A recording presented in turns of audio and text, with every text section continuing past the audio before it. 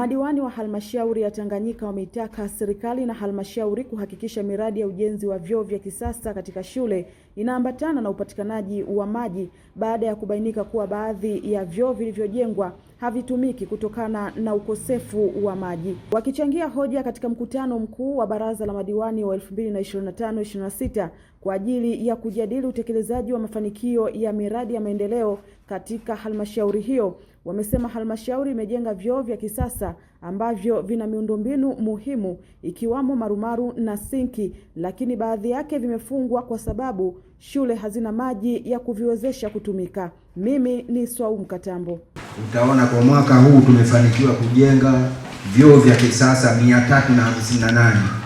Lakini Mheshimiwa Mwenyekiti, huwezi ukaamini, vyoo hivi vya kisasa maeneo mengi tulivyovijenga havitumiki.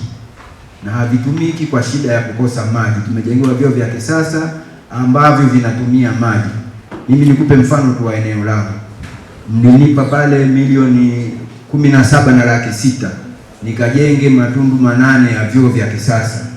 Vyoo vile mpaka leo vimefungiwa, havitumiki. Ni vizuri, vina marumaru, vina masinki, vina kila kitu, lakini watoto wamekatazwa kuingia mle kwa sababu mfumo wa maji haumo. Sasa ni vizuri hata hapa tunatumia maji haya bomba, lakini kichimbwe kisima ambacho kitasafarize baada ya kuwa vyoo vinakuwa vina maji, angalau yapatikane maji ya kuweka kwenye mandoo kutoka kwenye kisima. Kama jinsi sekondari yangu ya Karema ina kisima, maji yanapokata wanatumia kile kisima cha kuchimba. Tusidharau vile visima vya zamani, vilikuwa vinasaidia sana. Tuhakikishe kila shule ya msingi inapatikana angalau kisima kile cha kusaidia pale maji yanapokata, ili wanafunzi waweze kuchota maji kupeleka kwenye vyoo. La, tutumie mbadala kama alivyosema mwenyekiti, tuwe na vile vyoo vya kutumbukiza, ndio vyoo vizuri. Katika hili tuangalie basi namna gani tunavyoweza kuwekeza kule ziwani. Lile ziwa Tanganyika, yale maji ya pale ziwa Tanganyika yanaweza kulisha Tanzania nzima. Sasa kama wilaya yetu tu hii inatusumbua, shida ni nini? Ziwa Tanganyika ni mradi mkubwa na una zaidi ya bilioni 500.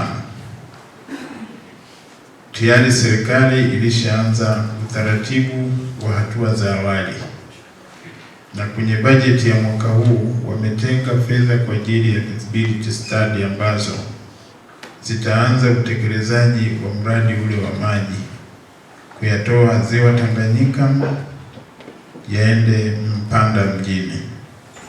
Lakini wanufaikaji wakubwa ni sisi ambao tutapitiwa na ule mradi. Bado hoja yetu sisi ya matundu ya vyoo na changamoto yake, mimi bado tu niko pale au tuko pale kakaeni.